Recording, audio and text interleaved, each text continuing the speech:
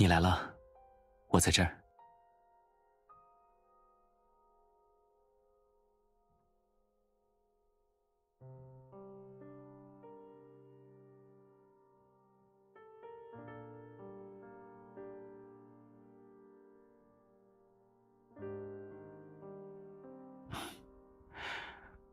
我事先和他们都打好招呼了，在晚宴开始前，再给我一点私人空间来想想问题。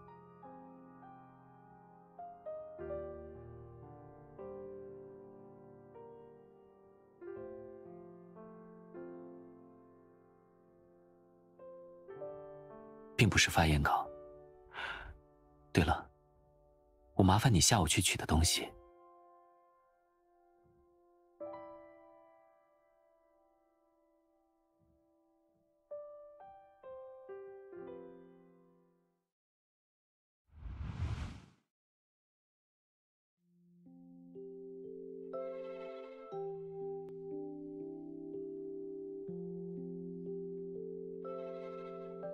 小姐，您看过了，怀表目前没问题，但我不能100%保证后面不再出意外。这个情况麻烦您和莫先生说明一下了。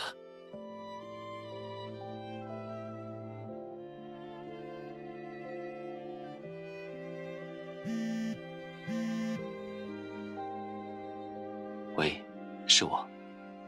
东西顺利拿到了吗？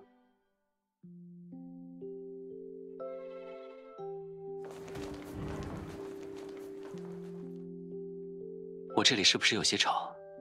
你稍等一下，我换个地方和你说话。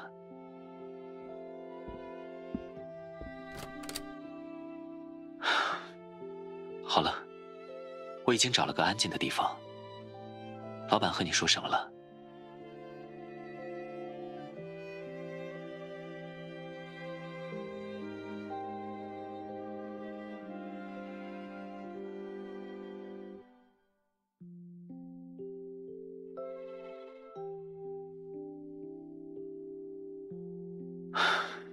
好，我知道了，也只能先这样了。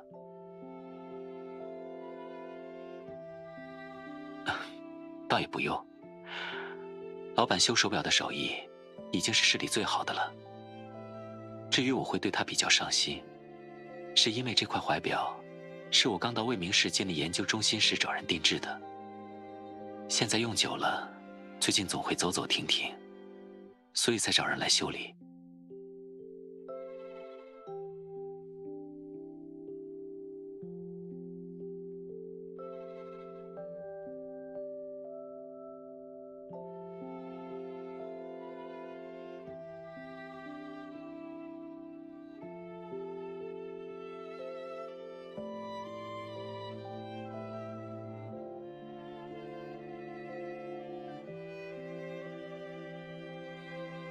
对我来说，并不是什么复古情怀，只是有时我会觉得，听着指针真实游走的声音，能更加体会时间的流逝，让人去珍惜光阴罢了。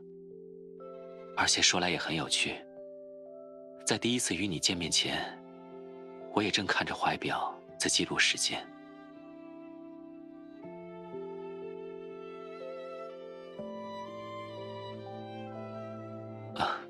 没什么，我是说那时我还有用怀表记录日程的习惯。对了，你等会儿直接到晚会现场吗？还是……好，那我们晚上见。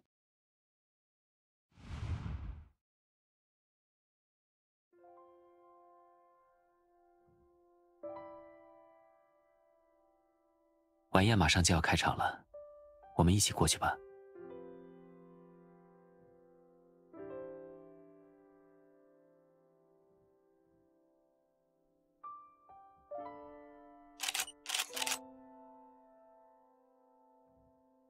欢迎各位来到本次晚宴，我是莫氏心理健康研究中心的负责人莫毅。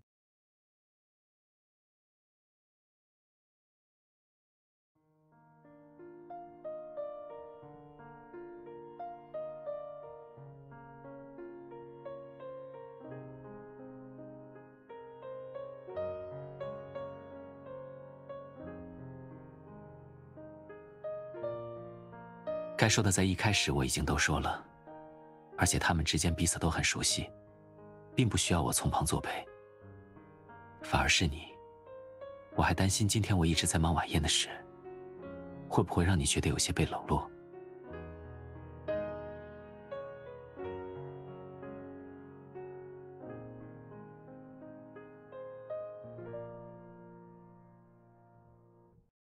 你说的很对，那我们约会的地点就交给你决定吧。我没有什么偏好，和你在一起，去哪里都好。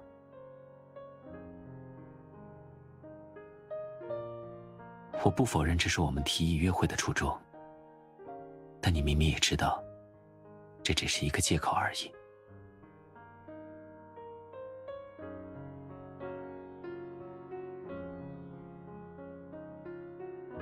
或许，我们先从约会的氛围上考虑。如果说想要浪漫梦幻一点的，感觉去乐园会很合适。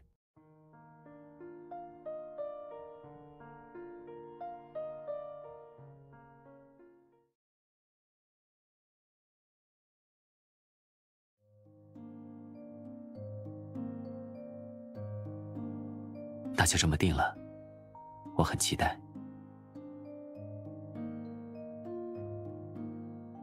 莫医生，你真是让我们好找，原来是和律师小姐在这躲清闲。哎呀，这么高兴的日子，莫医生也和我们来碰一杯嘛。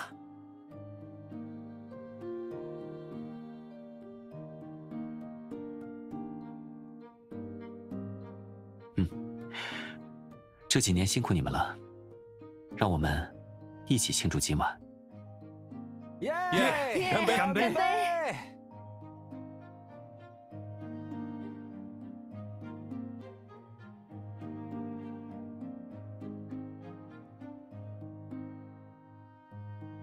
哦，对了，你们知道吗？那个 Memory 心理健康研究所的负责人也来了。什么？他也来了？是啊，我刚才看到了，应该是开场半个小时后到的。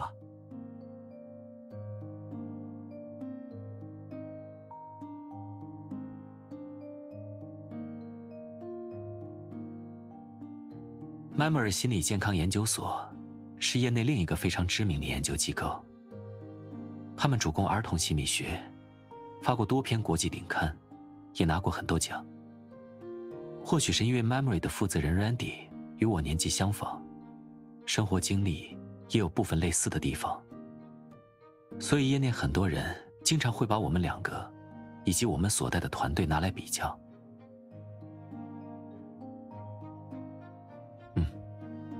不过今天既然举办的是公开性晚宴，大家也都是同行，他会出现在这里，也并不意外。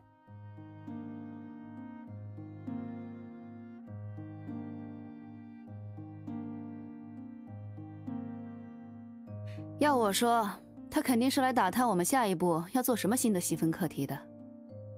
我们和他们的研究领域又不一样，我看他就是想蹭我们的名气，给他自己的研究所添热度。哎，我这儿有小道消息啊，听说他们研究所又要扩张了。这个时间点过来，不会是想来示威的吧？啊，他们又要扩张了，那我们研究中心后面是不是也……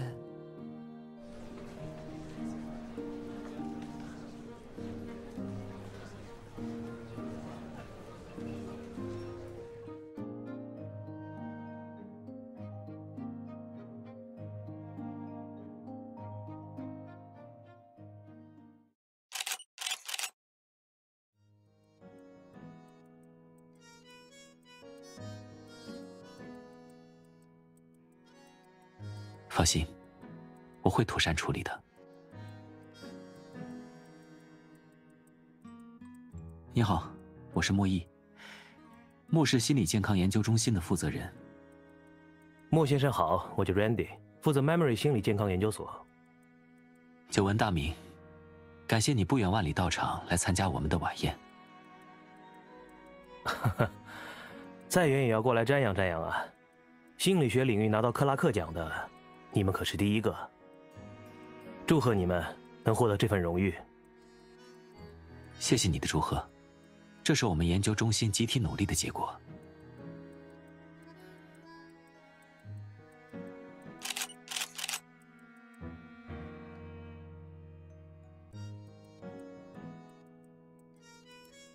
哦，对了，除了祝贺你们获奖之外，还有另一件事想告诉莫先生。专程来告诉我？对啊，莫氏与 Memory， 莫先生与我，一直都是一位可敬的对手。下半年我们 Memory 会成立新的课题研究分所，并与国际儿童基金会建立合作，算是有了新突破，进入转型期。所以在今后越走越远的发展道路上，我希望能继续看到莫先生与莫氏的身影。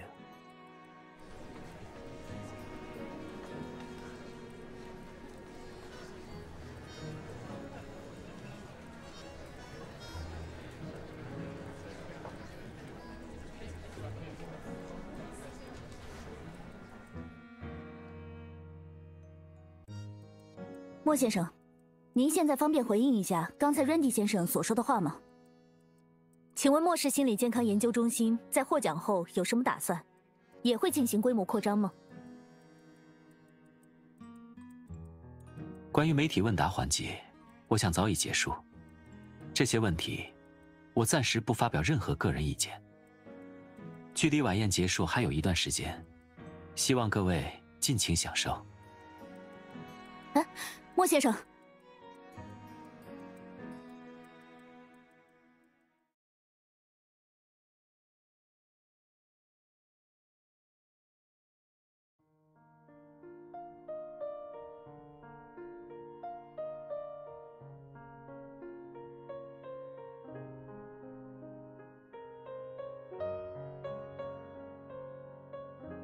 不是什么特定节目，在看这个而已。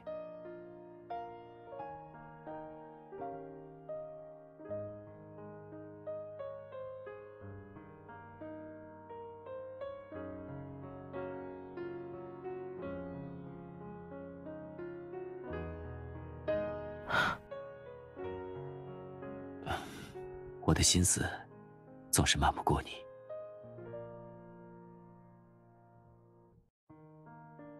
在旁人看来，也许会以为我受到了 Randy 刚才那番发言的刺激。只有你知道，我从不会为他人的言语动摇。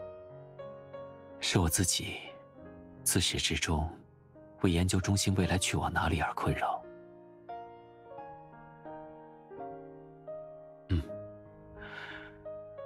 每一个事物发展到某个节点时，总会面临选择。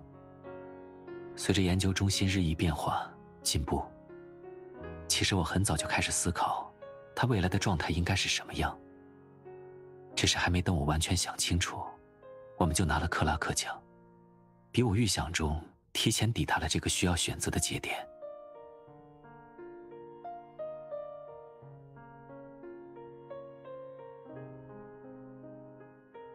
是的，也正如他所说 ，Randy 与 Memory 对我对莫氏也是一位旗鼓相当的对手。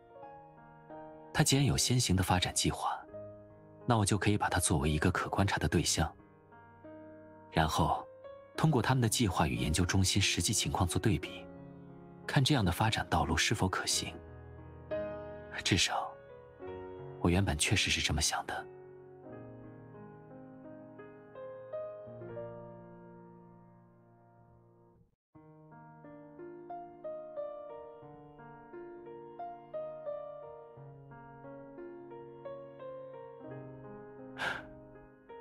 因为局部最优解，并不一定也是全局最优解。现在看来适宜当下的发展道路，或许到了未来回望，反而会成为下之选。而且对我来说，现在各个方面都达到了近乎完美的状态，是否有必要再进一步去改变呢？改变也许会带来更好的变化，却也意味着冒险。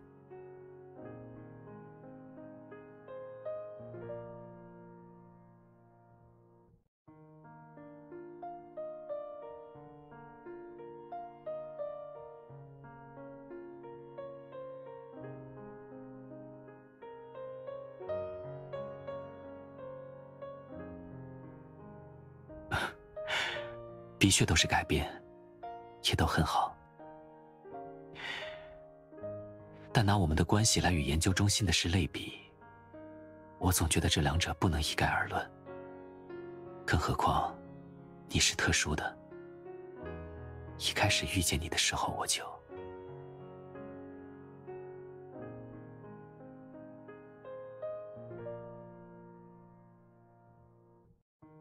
算了，今晚我们别再想那么多了。研究中心也好，其他的人或事也罢，就留到明天，甚至是约会以后再说吧。美好的时间总不能浪费在困扰上。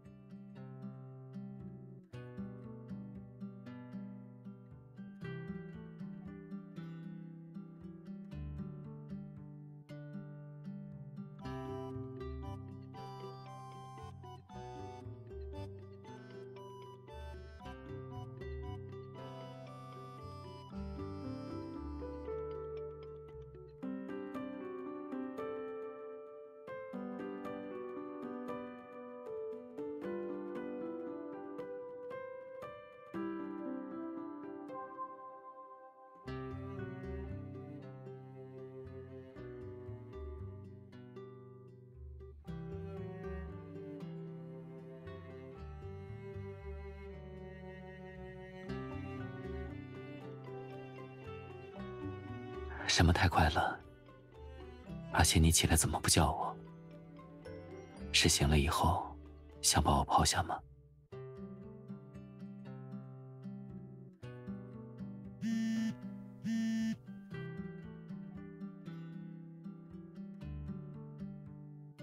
喂，是我，有什么事吗？研究中心未来的发展计划，我个人暂时没什么想法。你说的方案，之后再谈吧。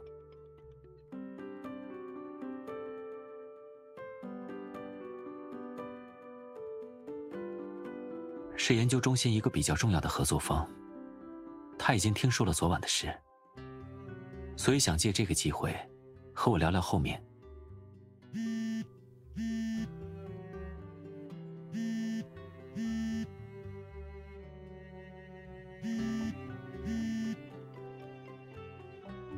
喂，哪位？喂，请问是莫弈先生吗？我是卫民晚报的记者。关于昨晚 Randy 先生与您的会面，方便回应一下吗？还有关于莫氏心理健康研究中心未来的发展，您……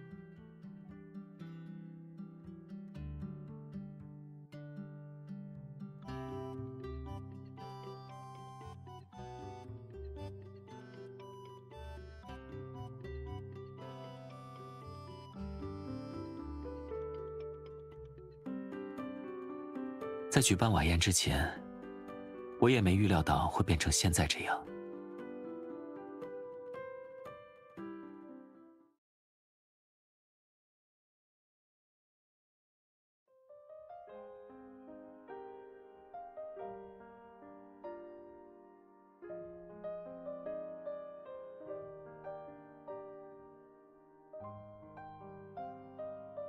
终于清静一些了。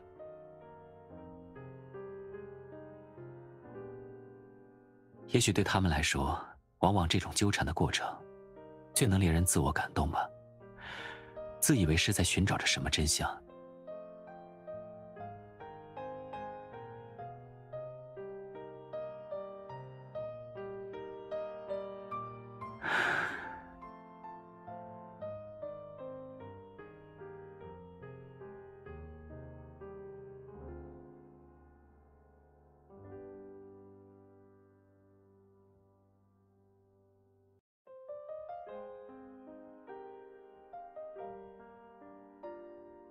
你说的是一种可能，但也有一定几率，情况会变得更坏。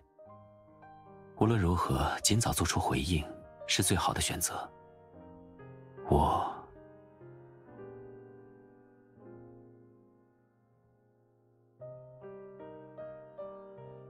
没什么，我只是觉得这种时候，很庆幸有你陪在我身边，然后就会更加庆幸我们在那天相遇。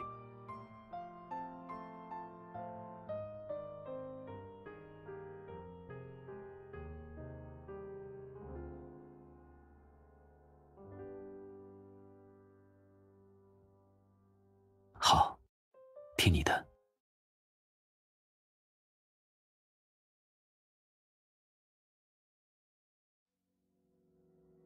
没想到你说的好地方是天台花园。虽然我一直在未名大学任课，但还没来过这里。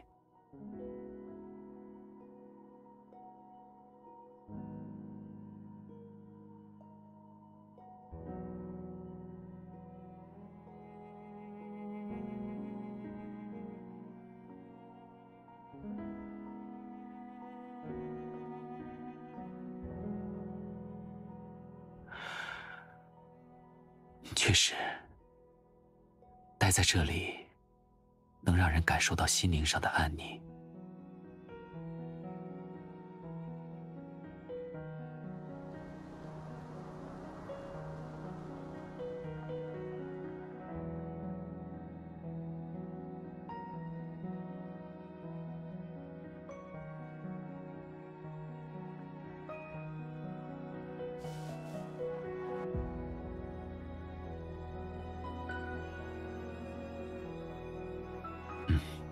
是好多了，至少不像刚才在家里接电话时那么急躁了。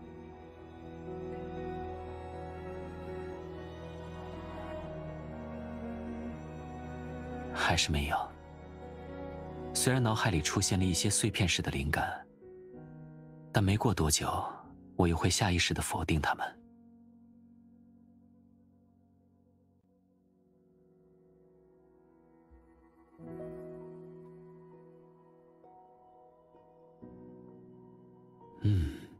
你说的有些道理，在心理学上也有类似的现象。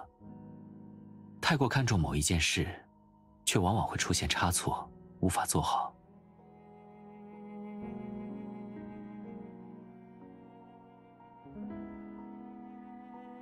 确实如此。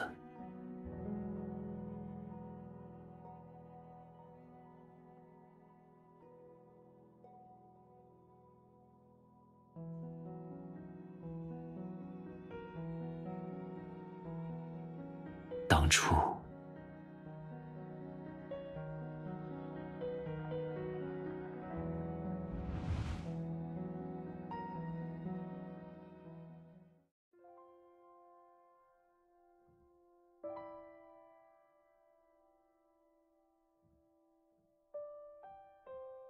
这里就是未名市吗？本以为自己出发前已经想得很清楚了，没想到真正到了这里，还是会像其他离开故土的人一样，产生一种忐忑又切身的感觉。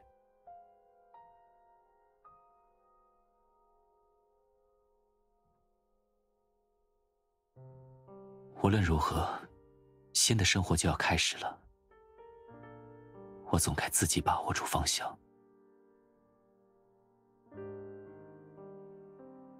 我要做些什么呢？我又想做些什么？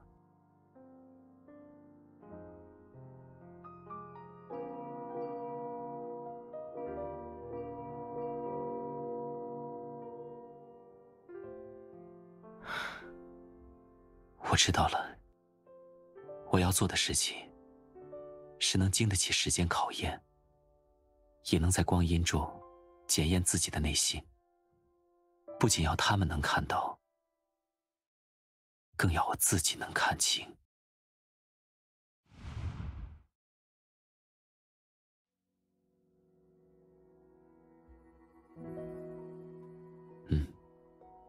就是不仅仅想脱离原来那些依靠自己的能力做出一番成就，更是想在这个过程中同时研究自己，看看我究竟能走到哪一步。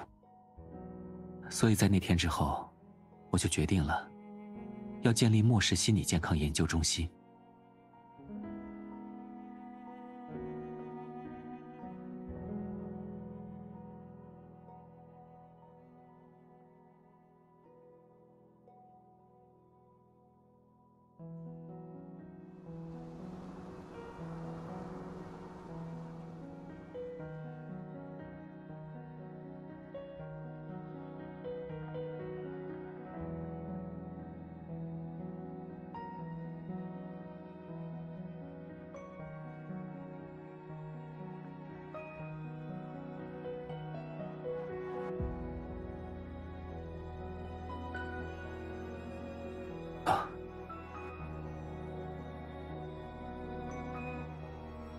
只是觉得冥冥之中，命运自有它的旨意。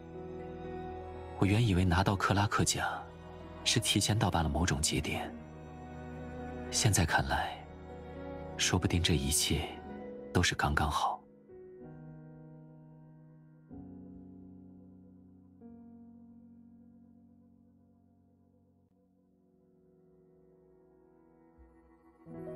怎么突然改主意了？原来的计划不合心意吗？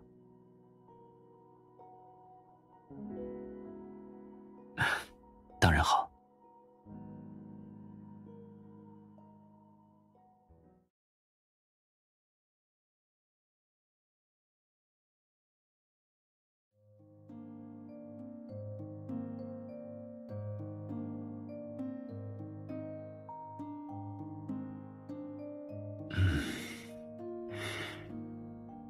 是你。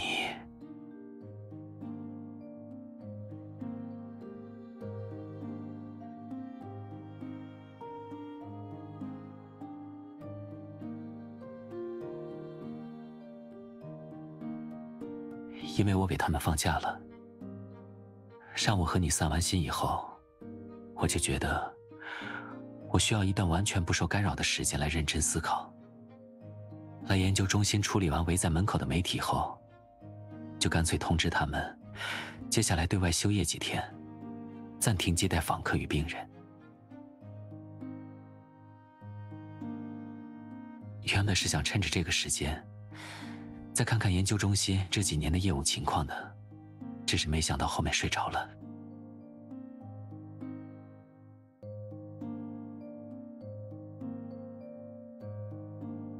对了，睡着时我做了一个很特别的梦，想和你分享，要听吗？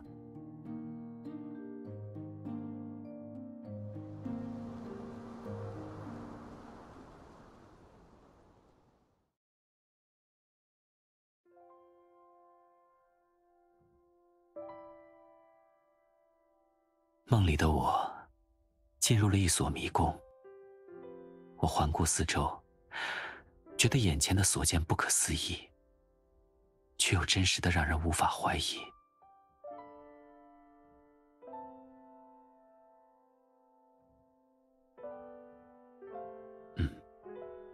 我的第一反应就是想试着离开，可我无论选择哪个路口，兜兜转转，却总会回到原点。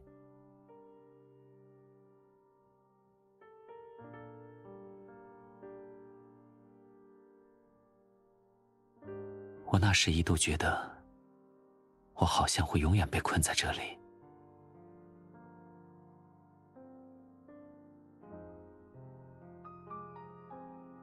幸好这份迷茫并没有维持太久，因为我想到了你，我还有很多事情要去做，而你也在迷宫之外等着我。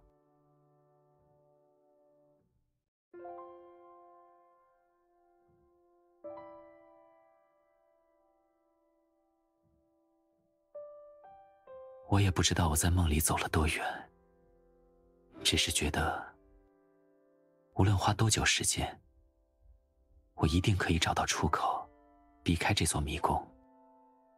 也一定可以找到你。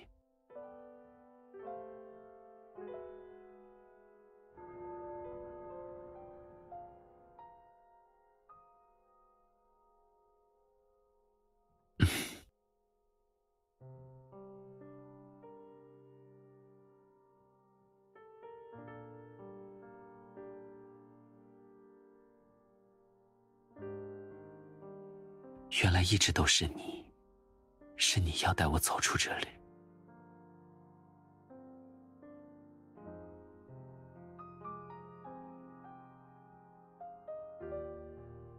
很特别，是不是？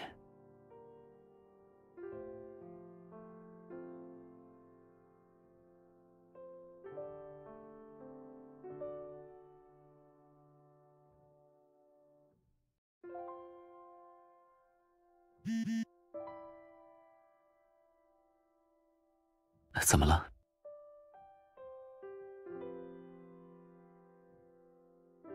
没关系，你去吧。我把这里收拾好就来接你。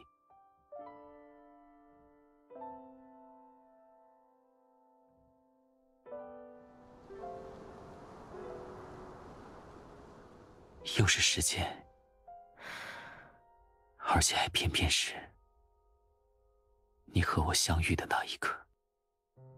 我已经明白自己为什么会一直把你们联系在一起，所以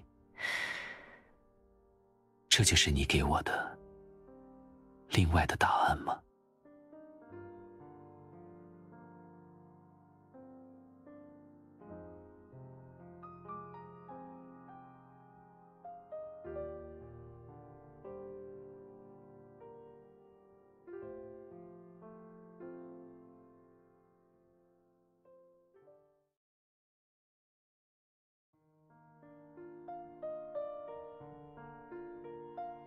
你说的想要调整的约会内容，是带我来这里，是吗？虽然还不知道具体会是什么，但我已经开始期待了。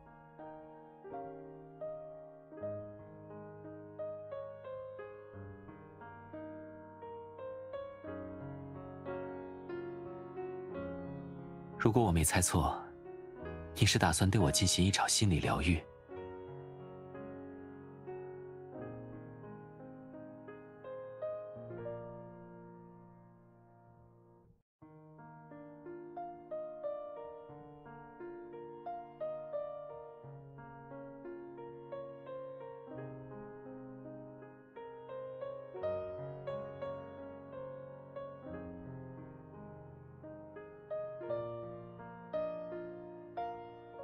当然可以，我亲爱的疗愈师小姐。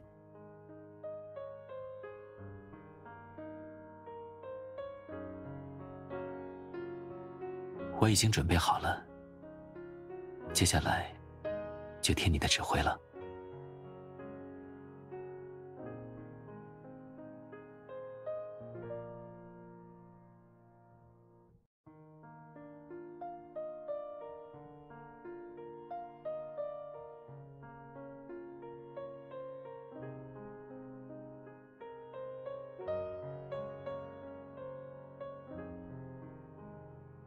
那天以后，设想总是会比现实美好。一开始我也遇到了很多难题，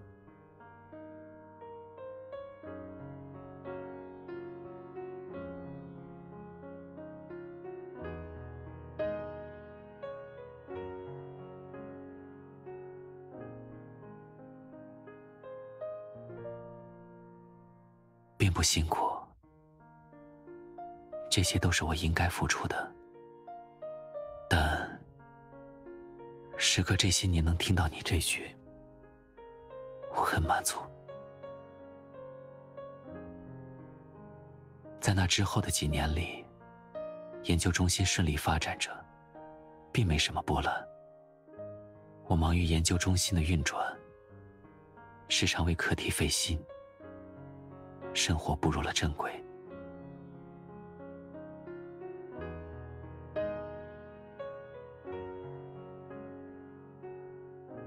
一切都很水到渠成，研究中心也开始变得有名气，频频获奖。同时我的生活也变得没有起伏，直到遇见了你。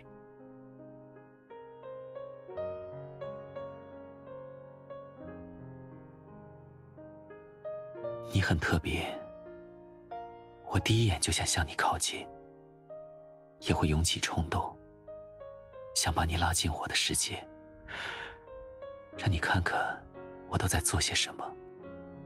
只是那时的我，对待感情有着天然的不可信，总是喜欢观察，喜欢揣测。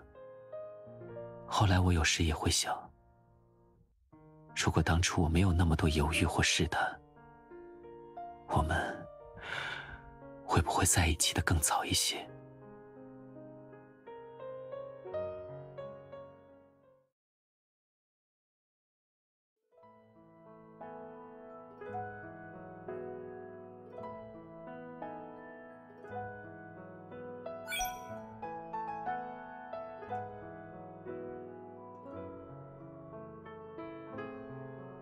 你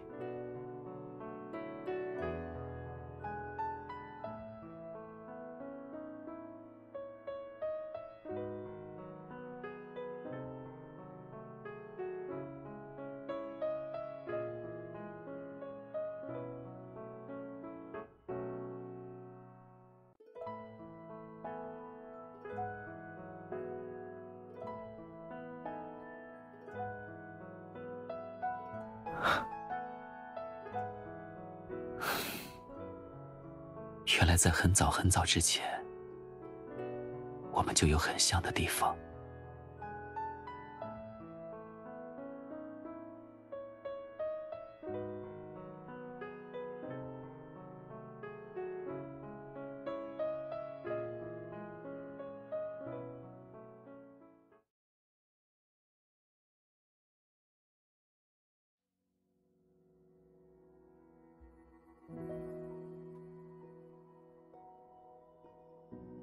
很不错，以这种方式回顾过去，感觉真的能捕捉到自己这些年的变化。只是有一个地方我还有些不确定，希望你能为我解答。就是过去的我是怎样的，我已经全部了解。但至于现在的我是什么样，我想你比任何人，甚至比我自己还要明白。这一部分的答案，可以告诉我吗？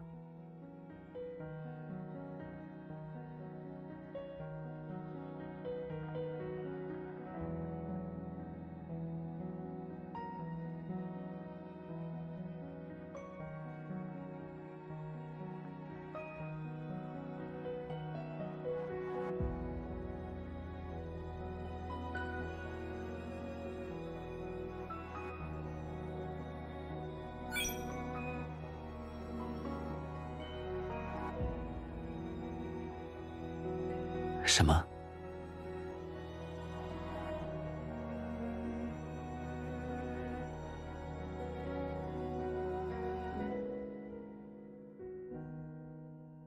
是吗？在我看来，这是身为一名心理医生应有的职业素养与态度。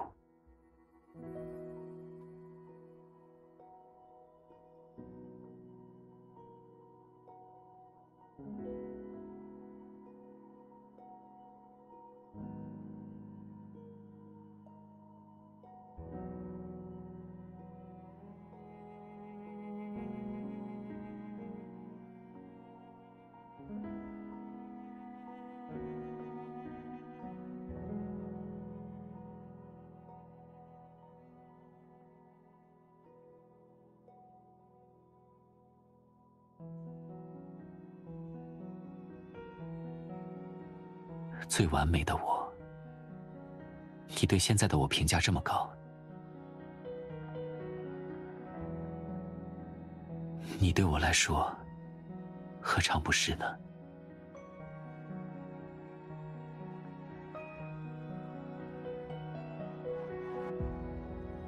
关于研究中心的事，我心里有答案了。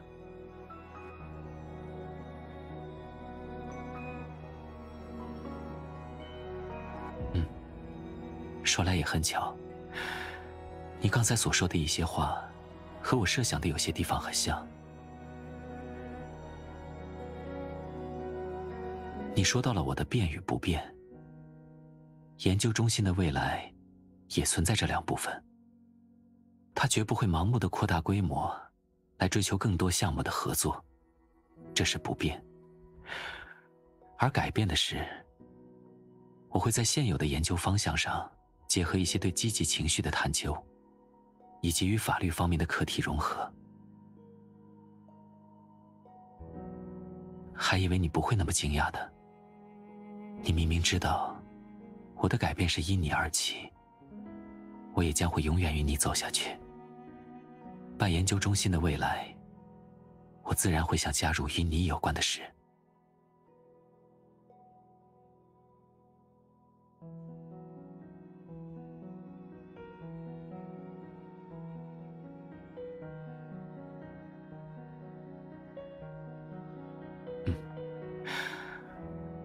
不过这些设想还只是一个雏形，等具体细化的时候，你可以作为法律以及情感方面的专业人士，给我一些建议吗？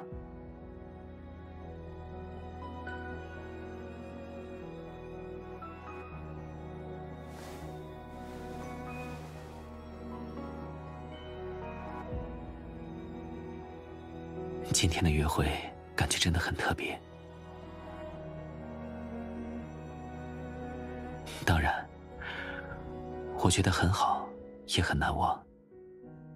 好像我们并非单纯的要去庆祝，而更多的是与彼此相融，进入了只属于你我的未来。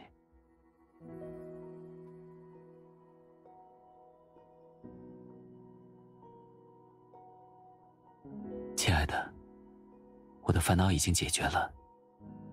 那接下来的约会我们会做什么？是会回到原来的行程吗？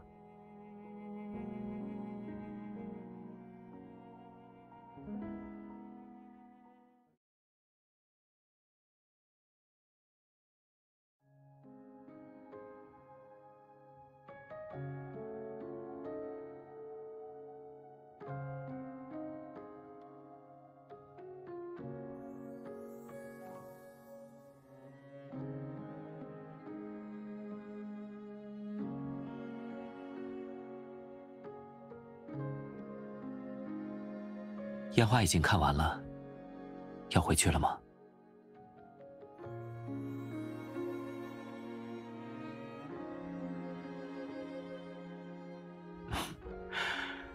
这部分的内容也是为我量身打造的。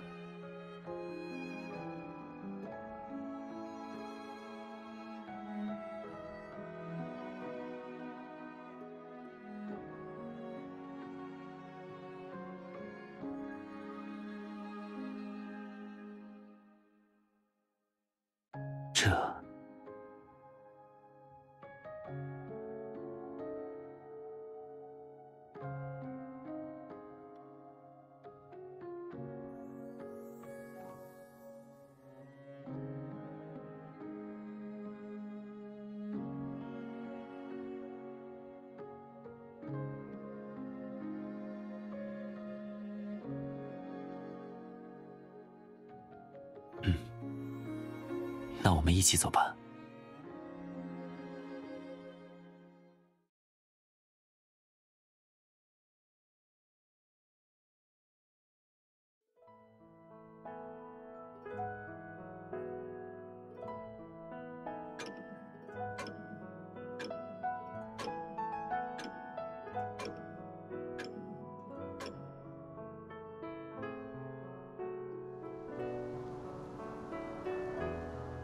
是啊，很美，尤其是和你。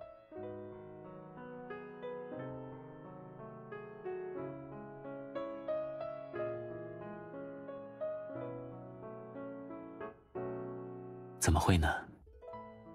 我也会和你一样，有时无端地泛起一些思绪，而探究到底就会发现，这些莫名汹涌的想法都有着原因。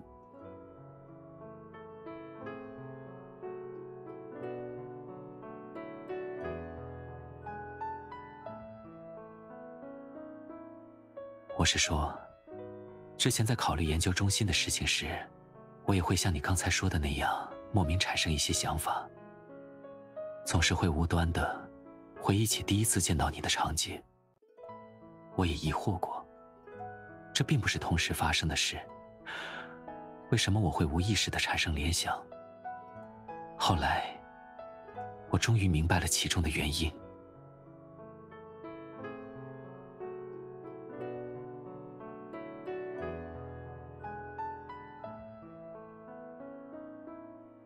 因为于我而言，你和他都代表着一种起点与转折，深深地影响着我的生命。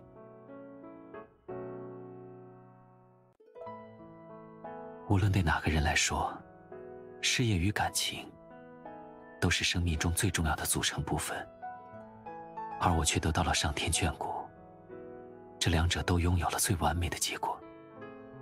我真的很庆幸，我来到这里，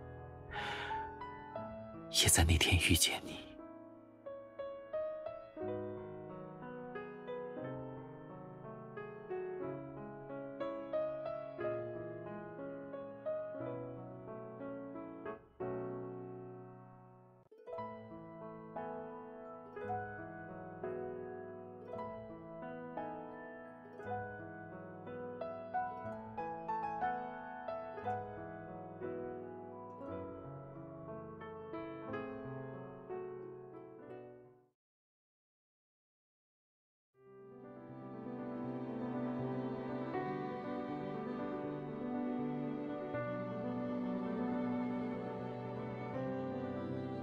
是啊，第一眼就爱上你的谜底究竟是什么呢？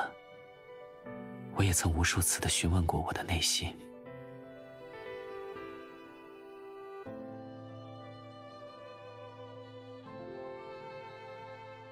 最后，是时间，也是你，告诉了我答案。原来我眼中的一见钟情，本质是我潜意识中一种心境变化的开始，也是一种彼时当下对未来缥缈的预感。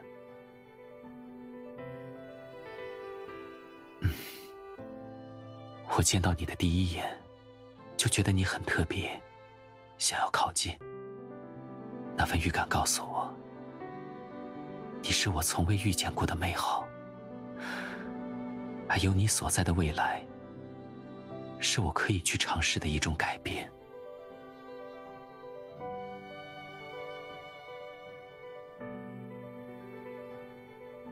所以在我真正看清或明白本质之前，我的内心就促使我抓住了这份可能，我爱上了你。而从那天与你相遇开始，以及此后不断与你靠近所共同经历的种种，更让我愈加确信这份一见钟情的珍贵。你的出现补全了我的空缺，连同我之前那些自我怀疑、犹豫以及遗憾。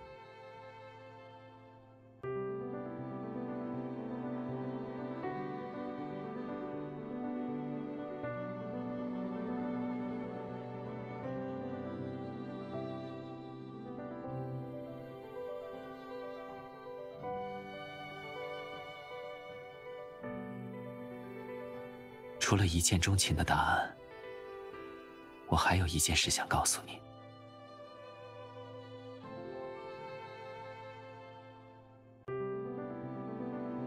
就是当我看清这些，明白了最初的悸动来自何处以后，我会不自觉地去想，如果一开始就坦诚地接受内心，没有那样的试探与犹豫会怎样？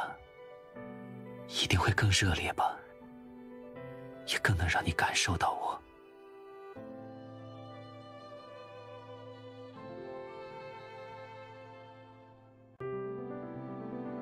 我爱你，我也将永远、永远的爱你。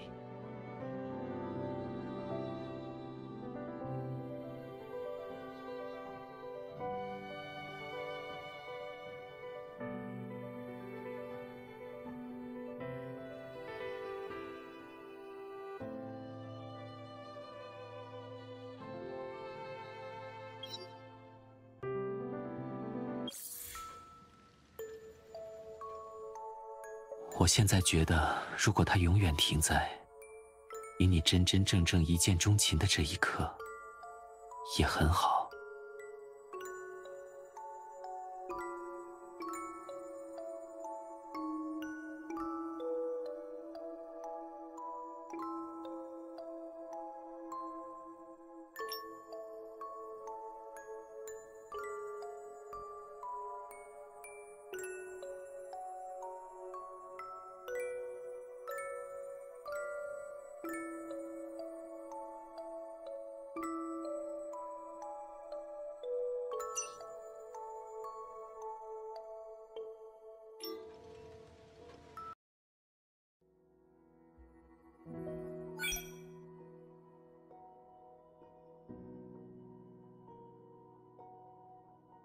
什么？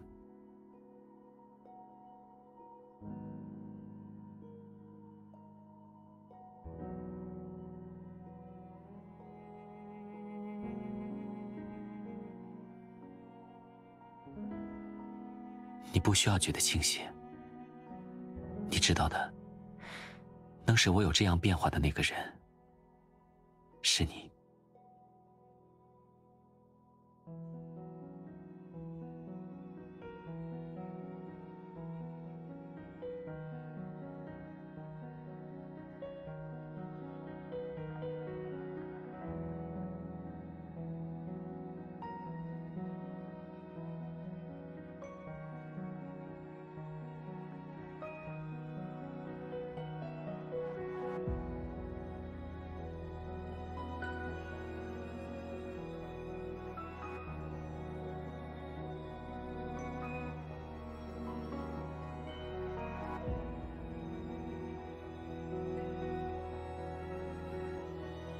最完美的我，你对现在的我评价这么高，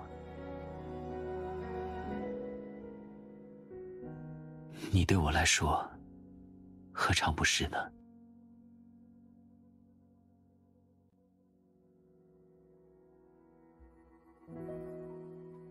关于研究中心的事，我心里有答案了。